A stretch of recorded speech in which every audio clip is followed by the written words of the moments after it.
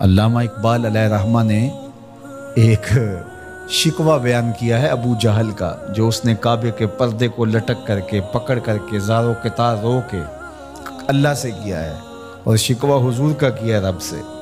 ابو جہل نے کہا کہ اس نے قریش کی عزت کو، ہمارے تفاخر کو خاک میں ملا دیا ہے، اور میرا سینہ بڑا زخمی ہو گیا ہے۔ در نگاہ او یکے بالا و پست، با غلام خیش بر یک خان نشست، کہ اس کی تو نظر میں اونچ نیچ ہے ہی نہیں، یہ تو غلام کے ساتھ بیٹھ کے کھانا کھا لیتا ہے، تو اگر یہ دین یہ لے کر آیا ہے تو پھر قریش کا وقار کدھر جائے گا؟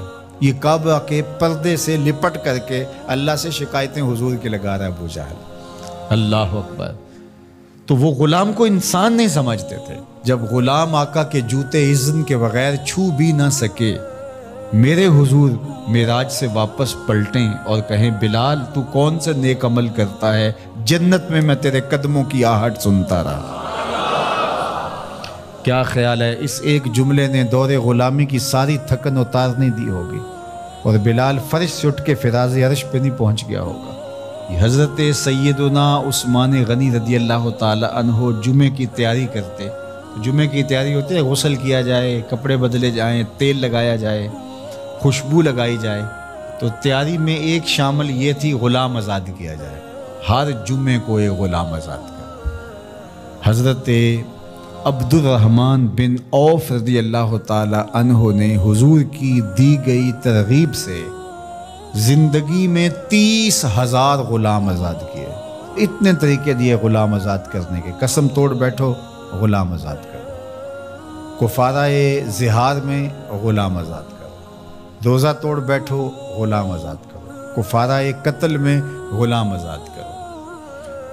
ویسے ترغیب دی تو آج دیکھتے ہیں کہ غلام نہیں ہیں۔ اسلام نے اتنے طریقے دیے، اور کافر کو بھی آزاد کرنے کا ثواب ہے، مومن کو بھی آزاد کرنے کا ثواب ہے۔ لازمی نہیں کہ مسلمان غلام کو آزاد کرو، کافر غلام ہے تو اس کو بھی آزاد کرو، اس کا بھی تمہیں ثواب ملے گا۔ ایک جان کو آزاد کرنا ہے۔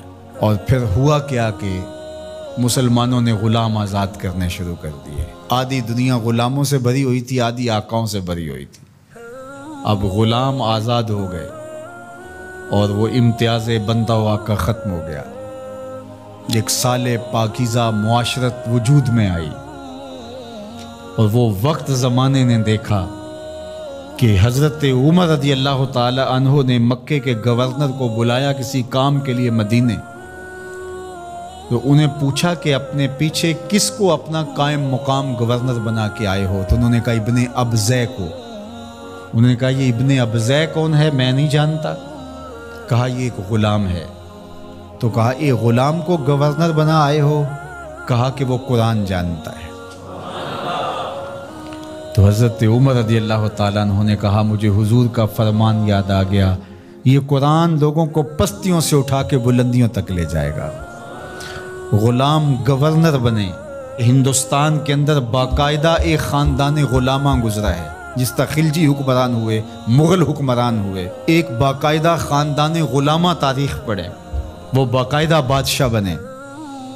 تو یہ تاریخ ہے۔ بھلا غلاموں کو اس مسند پہ بٹھایا جا سکتا تھا، سوچا بھی جا سکتا تھا، اپنے ساتھ بیٹھ کے کھانا کھلانا، اس پہ شکایتیں لگا رہا ہے رب کے حضور، کعبے کے پردے کو تھام کے ابو جہل کہ از محمد سینہ ما زار زار، ہمارا سینہ زخمی ہو گیا ہے۔ در نگاہ او یکے بالا و پست، با غلام خیش بر یک خان نشست۔ یہ تو غلاموں کے ساتھ بیٹھ کے کھانا کھانے کی بات کرتا ہے۔ اگر یہ دین ہے تو پھر قریش کا وقار کدھر جائے گا؟ لیکن حضور نے غلاموں کو عزت دی، ان کو وقار دیا۔ اللہ اکبر۔ انسانیت آزاد ہی میلاد والے رسول کے صدقے سے ہوئی۔ انسان غلامی کی زنجیروں میں جکڑا ہوا تھا، انسانیت کو غلامی سے آزادی دی ہے تو میلاد والے محمد عربی نے دی ہے۔